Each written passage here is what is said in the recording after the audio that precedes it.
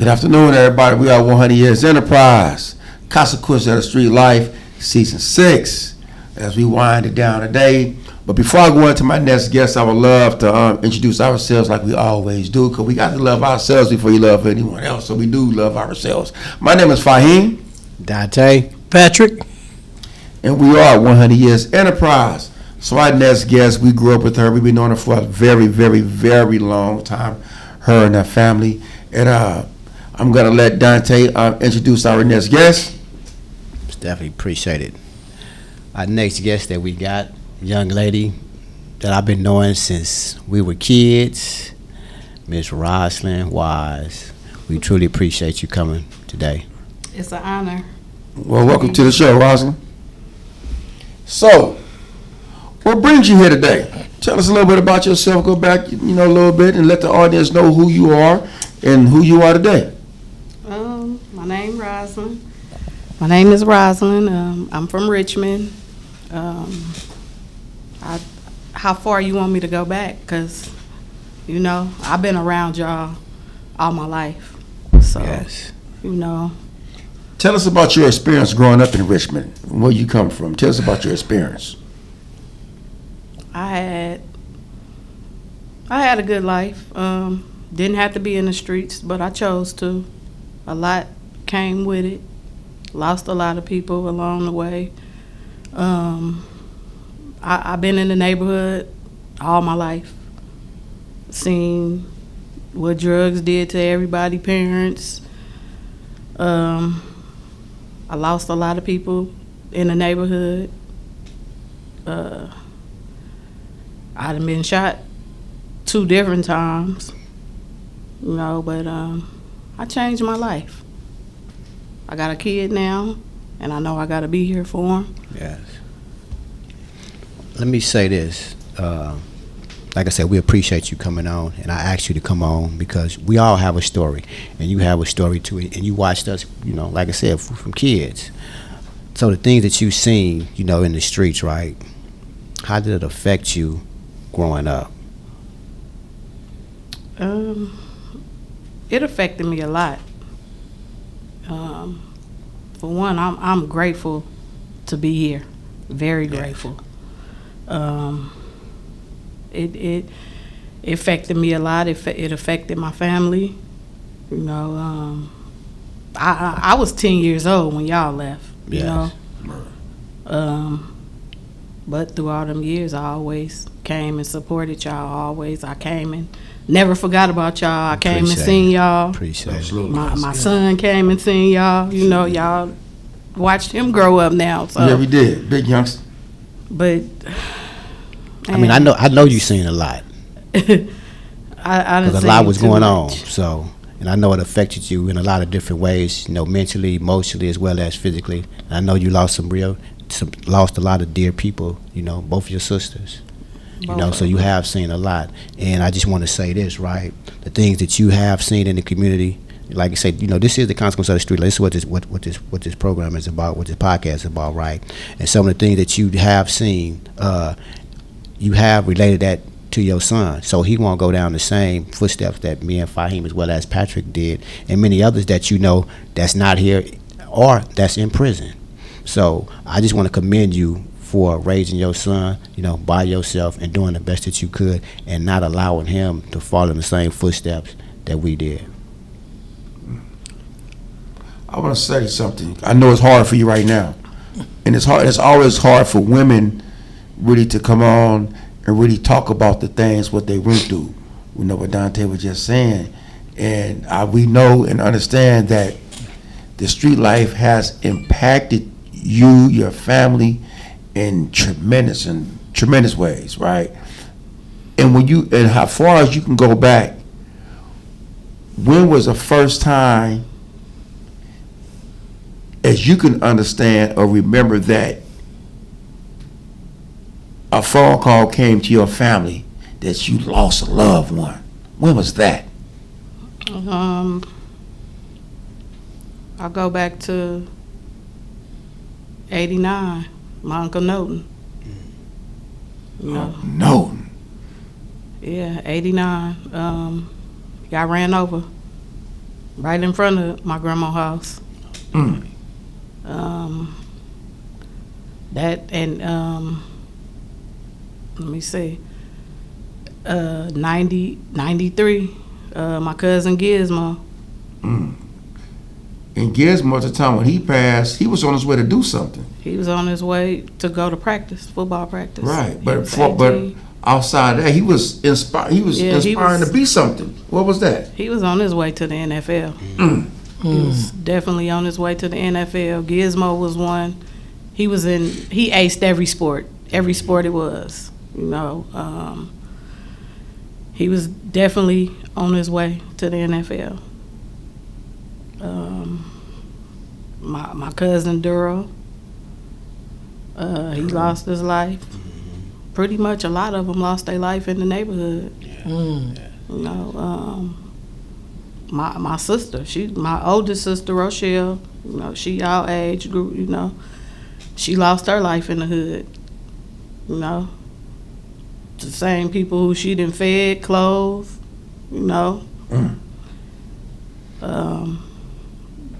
Just recently, and that was in 2008, and it's been 15 years now. Okay. My son, he never met her, you know, and I just lost my little sister. Wow. So Rochelle was my oldest sister, and Angela, I just lost her August 30th of last year. She just made 40 August 19th, and she passed away. She got killed on August 30th in Oakland at a repass. Wasn't even there for 30 minutes. You know,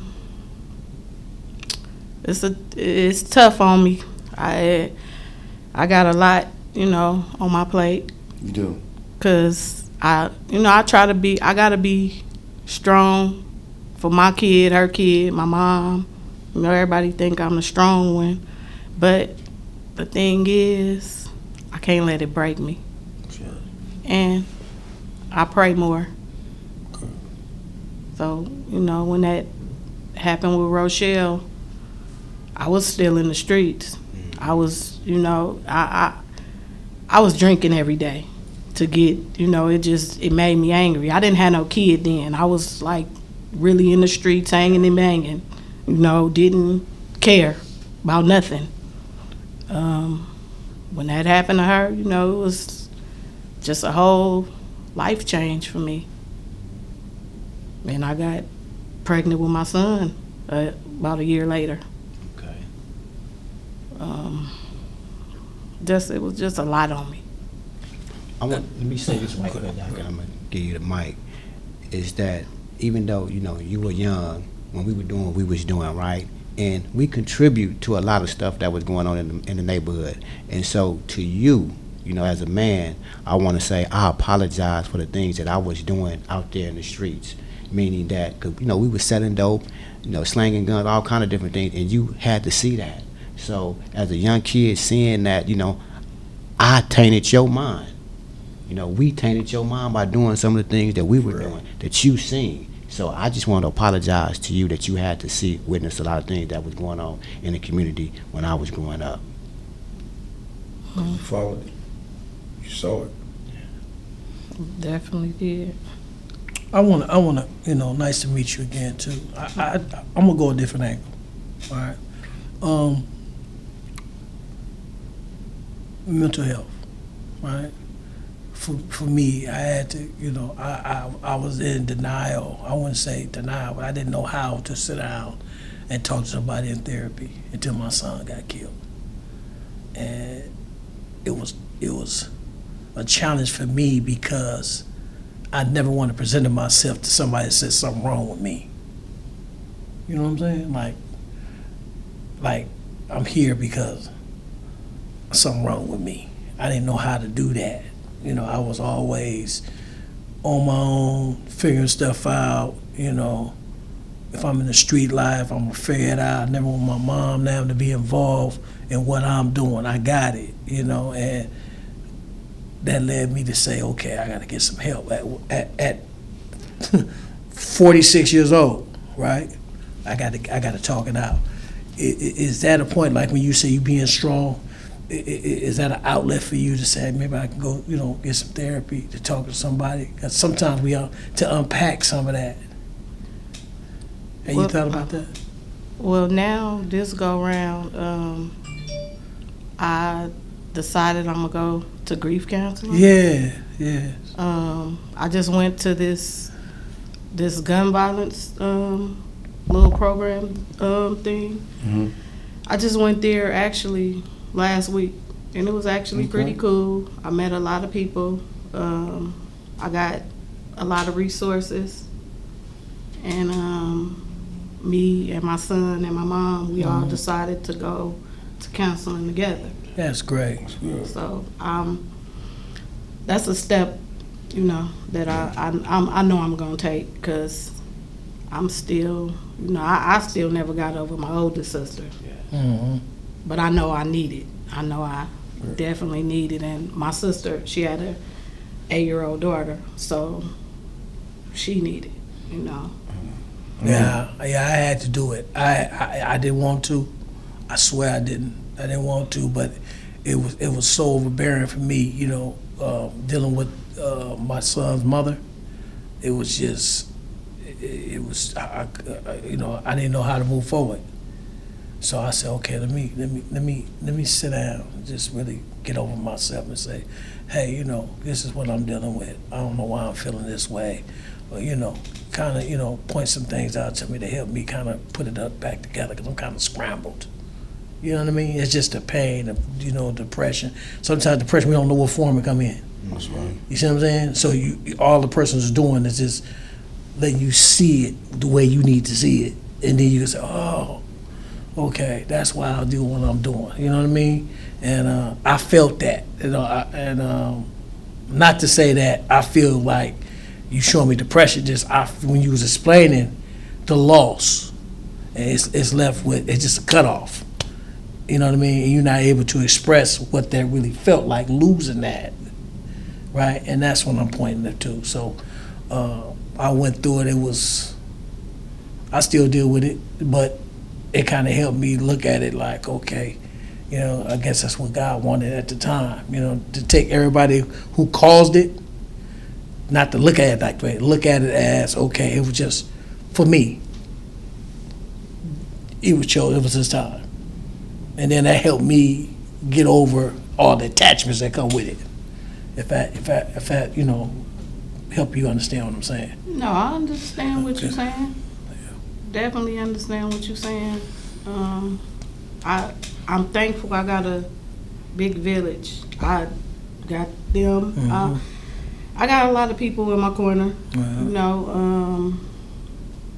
I like to work with the kids because I can let them Right. know my experience.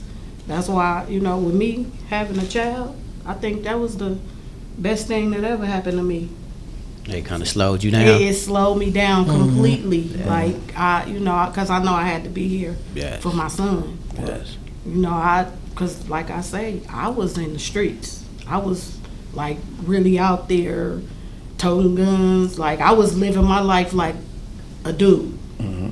I mean, I was doing everything that the dudes was doing. Right. Like, really had a name out here. And like, anybody that know me out here, they know, oh, that's Roz from the Maine, Mm-hmm. I don't want to be like that no more, I'm thankful and grateful that I was brought up around all the good OGs. We couldn't hang out if we didn't go to school. Right. They didn't let us hang out. We had to go to school. It's different now from like these youngsters. They don't listen. They don't respect the OGs. Let me put it that way. No, I remember I used to tell you to go to school, you see you going to the bus stop and everything, we was hanging out. But how has it been for you, with everything, the trauma, the loss, I'm quite sure, been many nights, been hard to sleep too. Yeah. When things happen. But now, basically, as a mom, to raise a young man, young boy? How has that been? The challenge of it. It's been kind of difficult. It's been cool because I be on them. Mm-hmm. My son calls me a helicopter parent, and he say I worry too much. Okay. But at the same time, I got to explain to him I done took too many losses. I can't afford to lose you to no streets. Exactly. So I be on him. Yeah. I pop up at a school. I don't care where he at. I pop up on him. You know, I have even family members that they'll try to hide what's really going on in the streets, you know, or try to shield their kids from what reality is. But what I'm hearing is that you kind of like give it to your son raw and uncut, basically what you went through. So because if you do, then he found out later on, Mom, you've been hiding all this stuff from me. You know, it can kind of make him act a little different, right? Really turn up away because you've been misled. So how has that process been able to tell your son the truth, the underlying truth, raw and uncut of what you went through and what you saw? Because that's hard for a parent.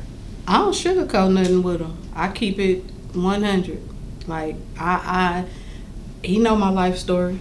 I done told him about me getting shot 2 different times. Mm-hmm. He know. I tell him all the time, there ain't nothing out there in them streets. You know, like I'm from the Maine. I know you're not. That's right. You're not from the Maine. He's like, right. Well, you is. I say I earned it. You know, I don't claim nothing. That's right. I want you to do right. You know, I'm trying. I'm doing all this by myself, but at the end of the day, like I said, I got a village. I call y'all when I'll call y'all, and yes. you know, he got to have a mentor. A lot of these young men that's growing up definitely need a father in their life or a male figure. You know, unfortunately, his dad passed away, so his dad not here, but he got a lot of uncles. He got coaches. He got y'all. You know, he got a lot of male figures. I got a big village, a strong village. That's a good thing. Full of real ones. So the thing is this, though, right? I know you do all you can for your son. I know you ain't gonna sugarcoat nothing. And I just want to say, and he used to come see us. You know, he used to bring him to come see us.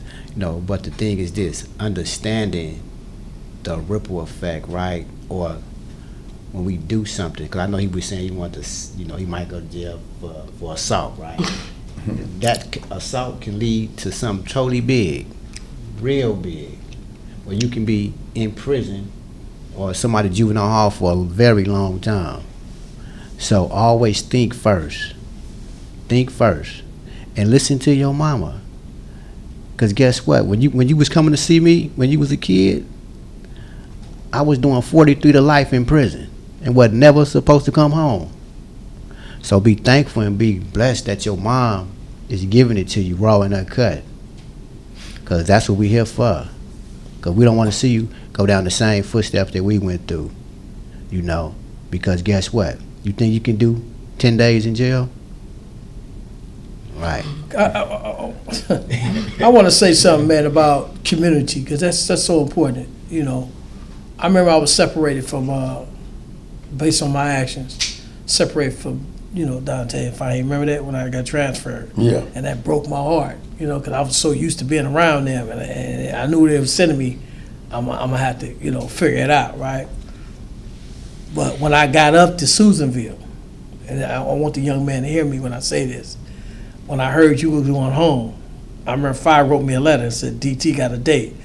I was so happy, right? But I was just like, they're letting people go, and I'm up here, right? I realized, like, that I made a crucial mistake, right?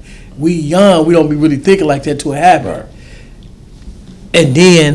And then I was in a cell with a brother I just got. He gave me a cellie, and he just do all kind of little weird stuff, like just act out, trying to fight, come out the cell and start fights with Leroy and them. Mm-hmm. And I just tell him, you can't do that, right? And then one day, man, and I'm gonna share this with Ricky. He hung himself in my cell, and I just so happened because it was so bad. It was no OGs was up there. It was all youngsters, right? 17, 18, 18, 19, 20, 21. They all was young, just run amok. And I had to start Juma, start classes, right? And when that happened with that young man killed himself, I was in NA. Alcohol Anonymous and Narcotics Anonymous. If I wouldn't have been there, they were gonna charge me with that second murder. They took me to the hole for investigation. But I've listened to what you said about getting caught up in the system. At his age, it can turn into something. Because once you get up in prison, for whatever case you get, you don't know where you're going. They can transfer you anywhere. Right? And then you got to deal with what's going on with the complexities of that yard. And that helped me realize that, man, I can't be in this situation, keep putting myself in a situation that can cost me my life. Because that's what it come down to. You can make the wrong decision, then now you got to deal with that, going inside, being incarcerated, going up inside. The Lord forbids if it's serious, they say you in Pelican Bay or all these old weird stuff where they shooting first and ask questions later. Right? And then you find yourself having to deal with that. That's mental health at its finest. So I hope the young men listening to us, because it's not guaranteed you're gonna come back, or if you do come back, you're not gonna be the same. You know what I mean? And so I commend you for being on top of being a helicopter mom.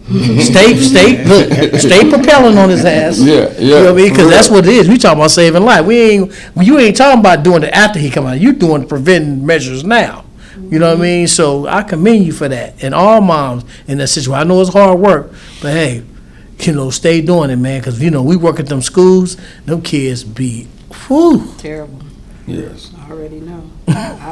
And just to say this, I always tell him, 5 minutes can cost you your life. That's it. He know. That's why I got to be on him. I can't afford to lose no more. Yeah. No, it's hard. It's traumatizing.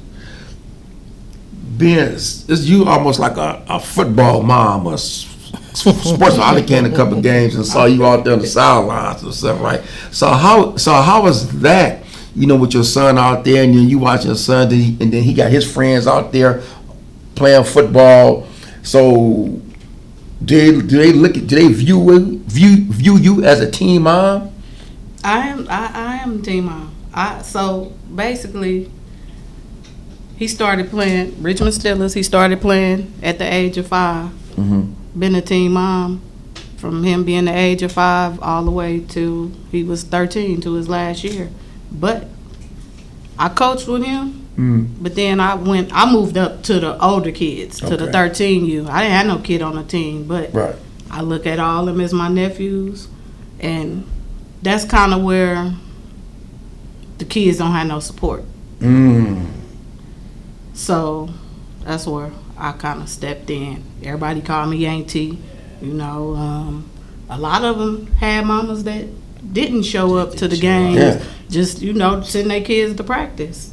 I was there for all of them. I talked to all of them.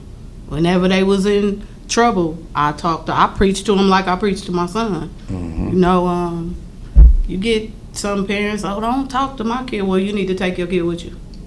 I mean, that's just how I feel. If I can't tell your kid nothing, because guess what? If my son out there doing something, you better check him. That's right. I'm one of them parents. You better check. I told him when I first came out there, if he out of pocket, you check him and then come bring him to me. So see, that's what we missing today, though. Because back then, if you was out of pocket, some elder is gonna get at you, and then gonna tell your mama or your grandmama that I disciplined, Dante, and then guess what? When you go home, you're gonna get disciplined again, and that's what we missing. It's like these kids is off the hook. So if I get at your kid about something, don't be getting at me, because I ain't did nothing wrong. So I commend you on that, and that's what we need. We need more parents like that. And if you could say anything today to the mothers out there that's not supporting their kids, what would you say? They better get a hold of their kids. It don't hurt. Find your kid a mentor. It's always good to. These kids really need men in their life. Like, I mean, you know, single moms. Well, you know, they. Let me put it this way.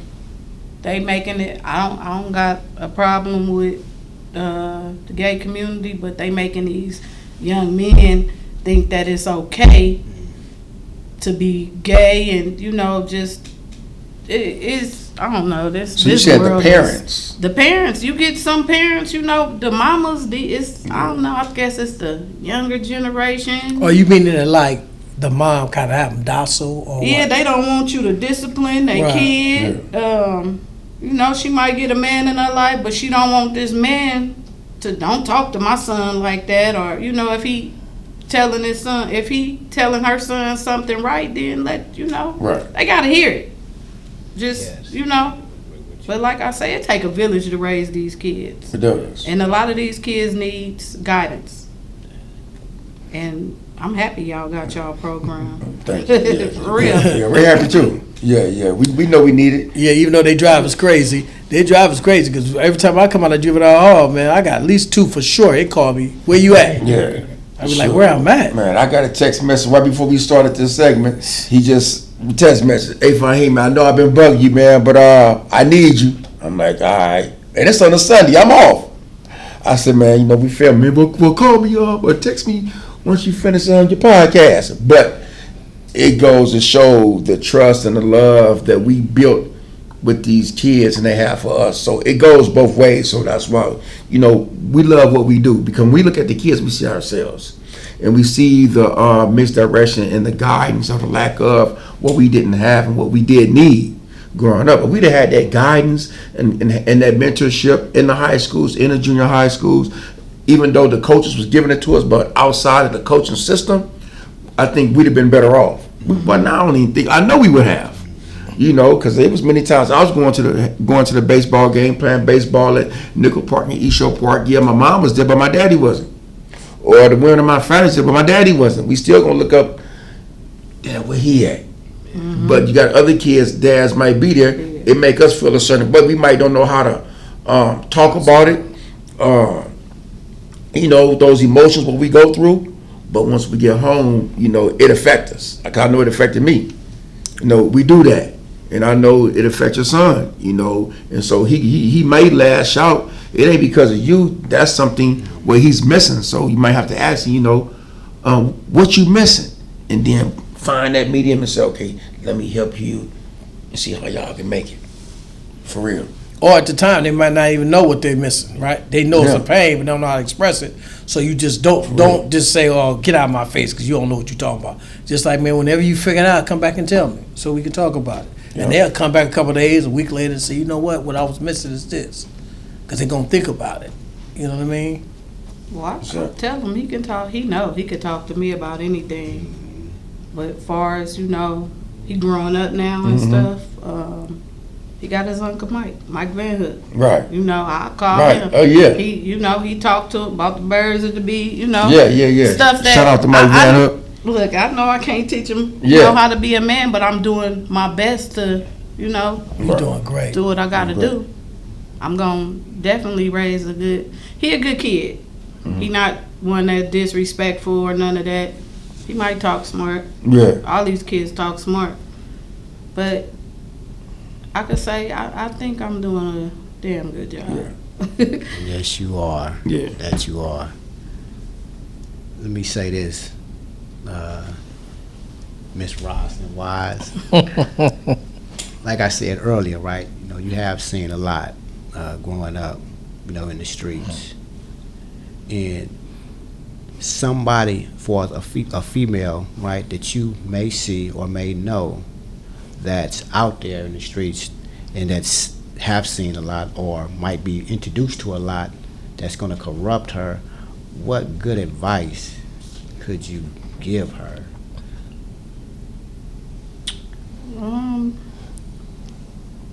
And the reason why I'm saying, because see, we have choices, and sometimes we don't utilize the best choice, And I'm quite sure somewhere down the line you could have said, well, I could have did this or made a better choice in my life. And so if we don't really have anybody to kind of giving it to us and say, hey, you got choices. Because if we don't have that, then guess what? We seem to make the bad choice because of some of the things that we see in our community, you know. So, like I said, it's some young girl just was like you, and it sees a whole lot going on. And she just needs just that little bit to hear, and she might go right. It could be one word. I always talk to the females, the males, whether they on. So my thing is, I don't care what you on. I'm gonna still treat you the same. You know, it's a lot that's from our neighborhood that's on drugs. I always talk to them. I don't look at them no different. I try to tell them, you know, I try to give them positive advice. Right. You know, get yourself together. It's not you. You know, I you can't down talk nobody. Right. I still look at them the same way from, you know, whether we grew up together. I don't look at you no different. I'm still going to treat you like family.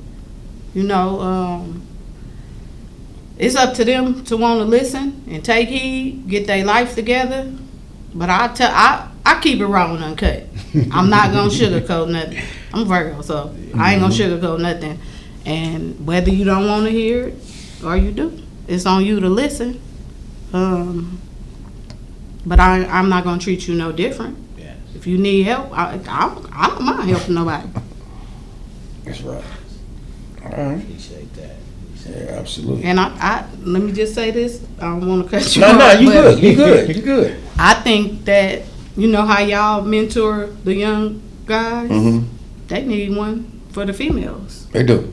Like, they need somebody, because these young girls, they kind of different. Yeah. Yeah. They are. They kind of different. They are. Okay, with that, your live and learned experience, you will be one of the good candidates for that, don't you think? Because I wouldn't mind doing you've been through a lot, you've seen a lot. I wouldn't mind doing it. And look at you today, still standing strong, still here. You know, so you have something that you can offer, because guess what? They ain't exempt, they need it too. Mm-hmm. Absolutely. They need more. As I was growing up, you know, we had the Martin Luther King Center. They had teen centers in every area. Yeah.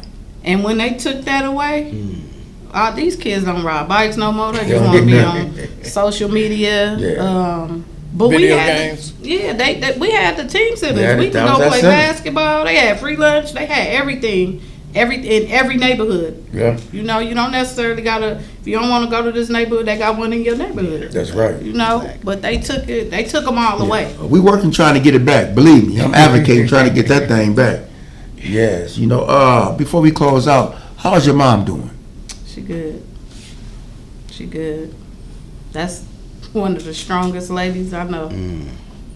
Yeah. 'Cause she been through a lot. Mhm. She been through a lot. She saw a lot. Yep. What about your auntie, Chlorine? She doing good. All right. For sure. Just had to ask doing everybody good. doing. Yes, yes. So before we close out, Dante, Patrick. I just want to say, man, it's a pleasure meeting you, hearing your story.